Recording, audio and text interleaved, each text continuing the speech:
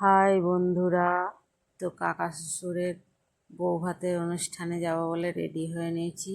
তো আমাকে দেখতেই পাচ্ছ, কেমন লাগছে একটু অবশ্যই কমেন্ট করবে বন্ধুরা। কেমন লাগছে আমাকে এই ড্রেসটা পরে আর এই কেমন লাগছে, তো একটু নিশ্চয়ই কমেন্ট করবে বন্ধুরা আমাকে কেমন লাগছে। খারাপ লাগলেও কমেন্ট করে বলবে বন্ধুরা যে আমার